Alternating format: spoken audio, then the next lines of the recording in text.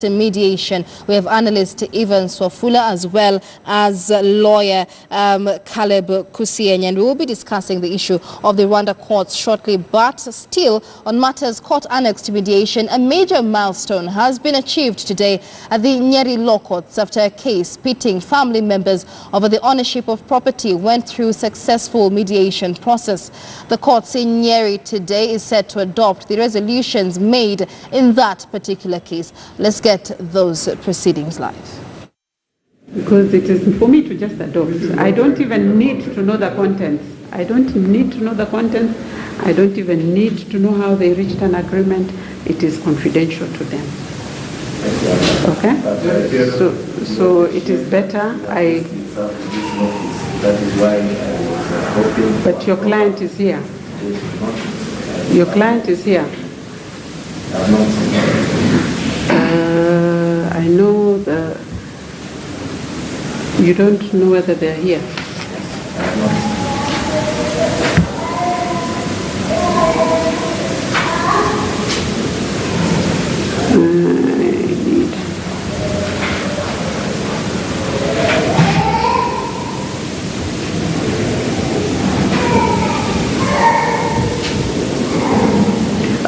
Mr. Kareru, what about the person you're holding brief for? Let it go on record that has been requested by Mr. Ezekiel Mediation to hold brief for Mr. Ashero. For the instructions, I know the reason that's why I've said that. I know this matters women at a point in life, and somebody will come before court and indicate that. I didn't instruct Mr. Ashero, because I know the nature of what it is that is being measured. So requested by the first plaintiff to hold brief. That is the only way that you're able to save your skin. You're the one. I'm the one. No, we had not actually received the notice. Huh? We had not received the notice for this mission. Or you had it? All right, it is a major milestone there in the Nyeri Law Courts, a case pitting family members over the ownership of property having gone through successful mediation there. The Nyeri Court there adopting the resolutions made in that particular case. We'll be crossing over back there in just a moment. But let's discuss, this particular milestone that comes, Kusienya, before we discuss, the Rwandan genocide. What does this mean in terms of the adoption, really, by the common mananchi of court-annexed mediation? This basically just goes to show how much mediation is needed in terms of resolving conflicts, because I'm very sure that matter had dragged on for a very long time in that court. And just besides resolving that conflict, restoring the parties' relationship in mediation, which is something that would not normally happen in the court system, because it's an adversarial system whereby one party wins and the other party loses. In the sense that if you win in the court, the other party will be complaining, or if he wins, will complain. But now you realize with mediation, that relationship will be restored, and going forward, they live and coexist harmoniously. Right. Yes. Wafula, I don't know if there's anything more emotive in Kenya than matters land and property. And this was quite an interesting case there, pitting two families. They have managed to resolve this case through mediation. What does that mean for us in terms of adoption of mediation? I think it's a 50-50. It's a two-way win. Both, I think, as he has mentioned, is that in the normal court process, there's a loser and there's a winner. But now here, I think they can resolve it that everybody gets a share. But I think now what remains, the next process, I think, is enforcing what has been reached, or what, because you have heard the magistrate actually say she is not interested in the content of the whatever they have agreed, but then who enforces what they have agreed? That's now what becomes the next question. But I think it's very clear. I think it's a cheaper process. It's cheaper than I know of cases that have dragged in courts for over 20 years, over 30 years. But I think if this is the way people to go, then I think must be embraced. Absolutely. And I think also there's also I think the community leadership also, and the cultural aspect of conflict resolution must have played part also when it comes to especially land disputes. Right. Let's just talk about neighboring Rwanda. It is commemorating 25 years since the 1994 genocide. And we've just seen a story there from Eugene of perpetrators of the genocide and victims of genocide living in 3 villages side by side as friends and even as neighbors. So that relationship really has been restored. Let's discuss Rwanda's Gashasha courts, which have been hailed as a post-genocide success. They were controversial at first, but how has Rwanda managed to achieve that? I think Rwanda has managed to achieve that in that they did a lot of public awareness to the people. They did door to door to make sure that whatever happened in that genocide does not recur again. And then they realized going through the legal system, yes, it might resolve those disputes, but then it cannot resolve the emotional issues that people have. You understand? So then they had to do a lot of work in terms of just educating the public about those Gashasha courts and what those courts mean towards the restoring those relationships that they had been, broken. Yes. Our fellow, just analyzing, how far Rwanda has come since then and seeing the unity really that is being displayed now. What would you say about the Gashasha courts?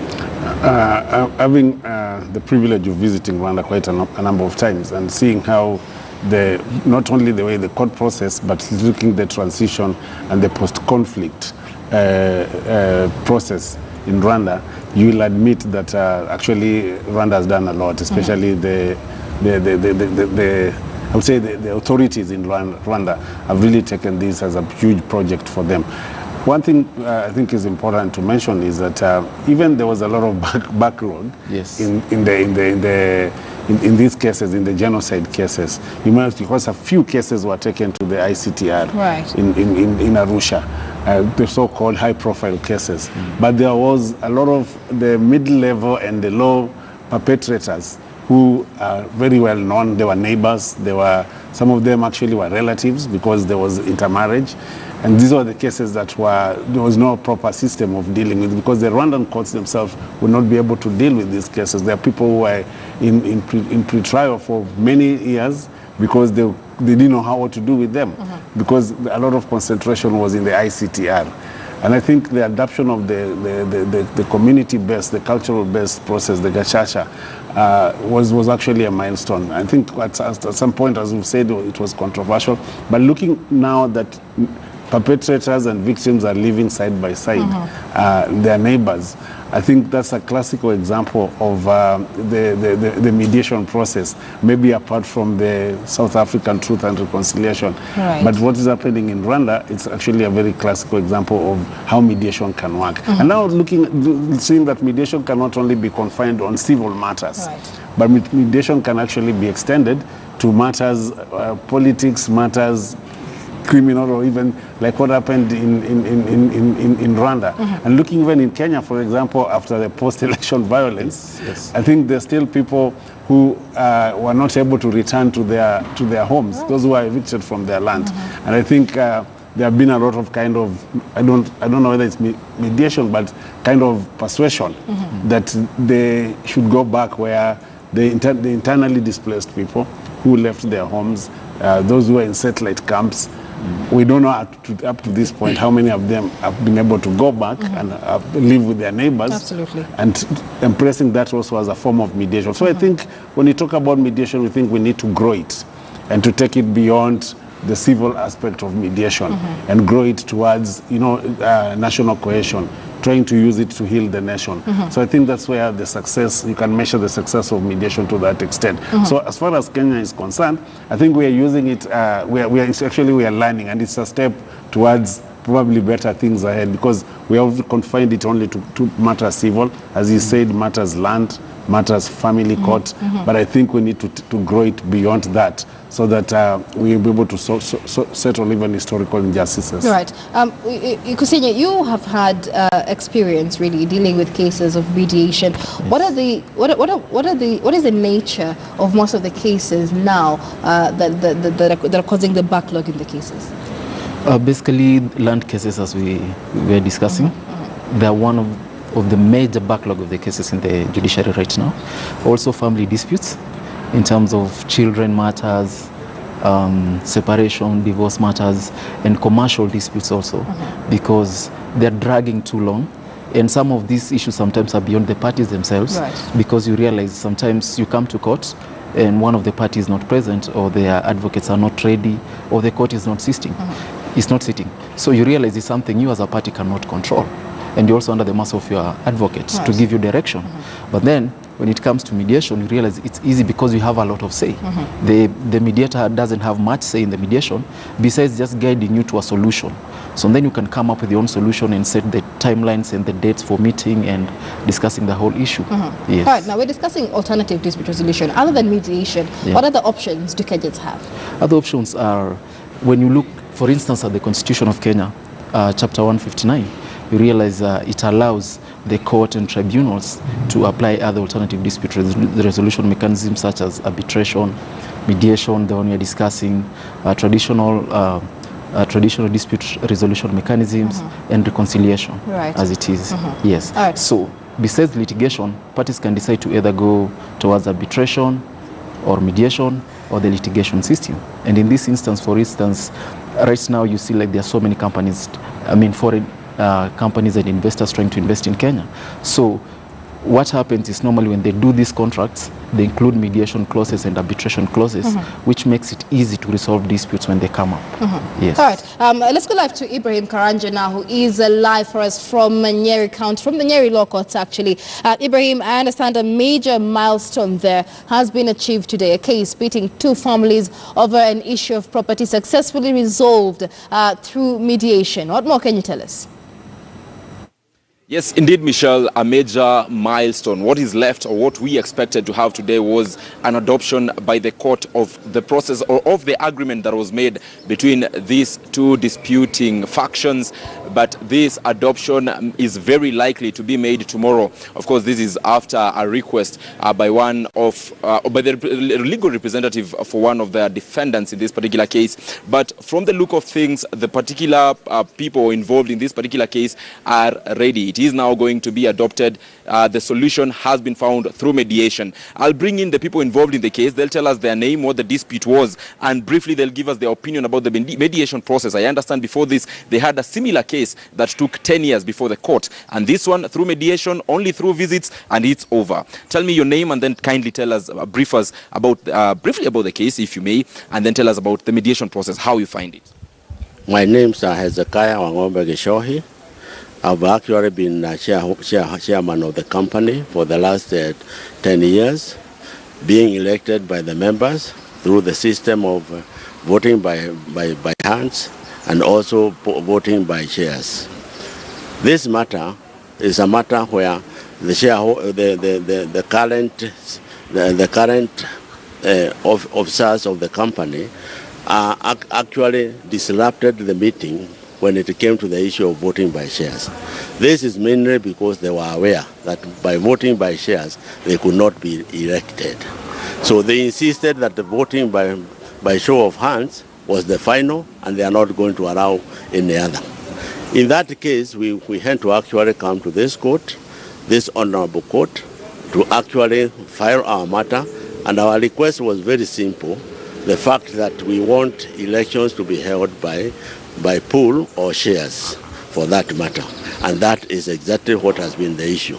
We have had this matter in our company for a long time, severally because most people don't understand the law.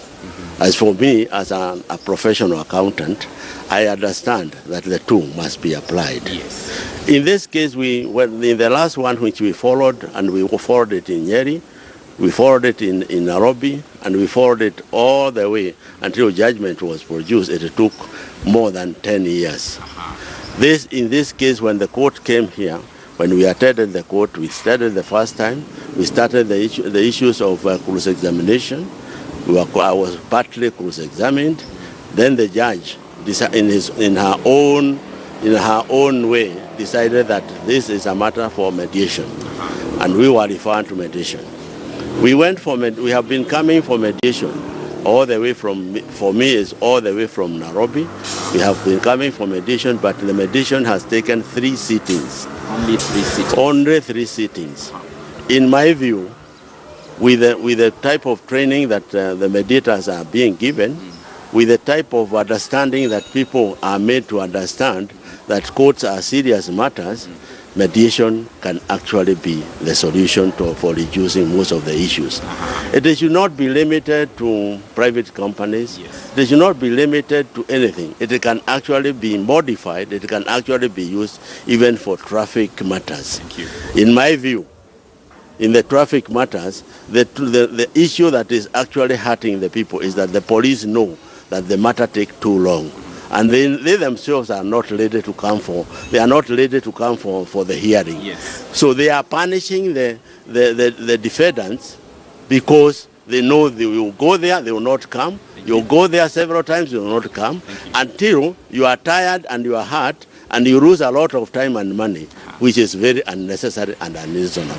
I would recommend that the court modify the mediation, actually make people understand what is mediation, and actually adopt mediation for most of the cases. Thank you, sir. Thank you. Allow me to bring the second person involved in this particular case.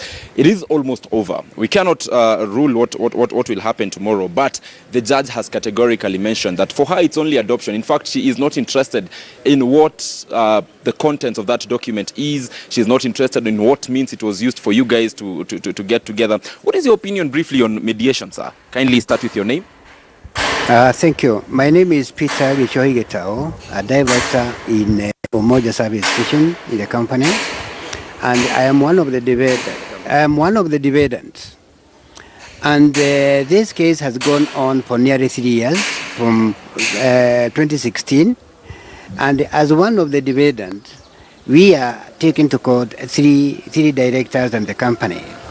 I decided to request the court. We decided to request the court to refer it for mediation, because it will take a shorter time. It would also reduce the hatred between the members, and also the amount of money of the company that is being spent on illegal issues, and also for coming to court severally. So now I am impressed by the mediation, because we only took 3 days or 3 sessions to come to a conclusion with a professional mediator. And I feel that mediation is a better alternative other than litigation process, because this will take a shorter time, and also will save a lot of money that belongs to the company. I would recommend that leaders in the company or even in the civil service to be educated on the importance or significance of mediation, because it will take a shorter time and maintain friendship and peace between the members of the company. Yes, sir. You had mentioned about this case involving family, very briefly, involving relatives. What was the situation now? Mediation has come, no bad blood between the two parties. Briefly talk about that. Okay. This company of ours was formed by members who are related in one way or the other. And when this case came, it has affected the relationship, because some people take it negatively. Even for mediation, some people did not even understand what mediation means. And even some of the directors did not understand what mediation is. And they decided to bring bad blood between those people who are asking for mediation, because they are thinking that by mediation, the mediation would create more problems to the company than going through the litigation process, which is not true. But for now, we have seen that mediation is the best alternative for most of the cases, because like now this one here, we are going to adopt the agreement tomorrow, and then from there, the case will come to an end very soon as a result of the mediation. Thank you very much. Thank you, sir. Thank you. Well, Michelle, you've heard it. A case, a point in case of mediation process that has gone successfully. The case had been before the courts for 10 years, but after it was referred for mediation, it only took 3 sittings and it's over. The two parties have agreed, and tomorrow the judge is very likely to adopt the agreement that was made between the two parties. She says she's not interested in the content. She says she's not interested on what means it was used for the two parties to agree. But bottom line is the two parties have agreed. We are going to adopt the document. Michelle, the success of mediation. Back to you, Michelle. Many thanks. That is Ibrahim Karanja live for us from the Nyeri Law Court there. Quite a milestone as we speak. Just before we take a break and as we wind up this conversation, Ofula, what are some of the successes of mediation that you're seeing from this case? Okay, you look here, it's time saving. Also, it saves money. It gives a closure to, now you see the two parties, all of them, there's closure. But also, it also raises confidence among the parties. What really has come out important is that then the process of conflict resolution is so fast that then when you go to the court processes, then the backlogs are reduced. Petty offenders, and you see, this is not a small case. This is a very big case. And that's what I was saying, is that it can be applied to even other bigger cases where we feel like once the parties agree, then we can be able to resolve. Also, they've said that also the money, they have saved a lot of money. Company money would actually be going to the legal process. Right. As we wind up, Kusenya, your final comments on this case and why we should adopt mediation. We should adopt mediation, first of all, as my colleague has just said, time saving. It saves a lot of time. As you can see, that case has dragged on for 10 years, and it only took 3 sessions to settle it. Costs in terms of money, you spend a lot when you go through litigation. You can imagine that period going back and forth through the court system, and realize it has saved a lot of that. But most importantly, restoring that relationship. You understand, you can have a solution, but you're not comfortable with the other party. But now you realize now they are good, and going forward, they are comfortable with the settlement. And that's very important when it comes to mediation process. And I also must add that in most cases when it comes to mediation, the issues that are in conflict, they are not the issues that are brought on the table. Most times they're the emotional issues that cannot be addressed in court. Parties come and bring issues about what they want. But then again now, through mediation, when you sit down with the parties, you realize, and you help them come to what they need instead of what they want. And you realize when they come faster to a solution and realize, why did it take us this long? And that's why we should embrace mediation. Right, time saving restores, the pre-conflict relationship as well. Quite an interesting way to go to reducing backlog in the country. Thank you for speaking to us. That is lawyer Caleb Kusianya, as well as analyst Ivan Sofula, both expert mediators, speaking to us about the adoption of court-annexed mediation as an alternative dispute resolution mechanism. We're asking you on Twitter whether you would opt for mediation other than moving to court, and most of you are saying, it depends on the weightiness of the matter. It depends on who the other opponent is. So we'll be keeping up on this conversation. Do keep talking to us. The hashtag is KTN News Center. We take a short break here, but we'll be back with more news making headlines.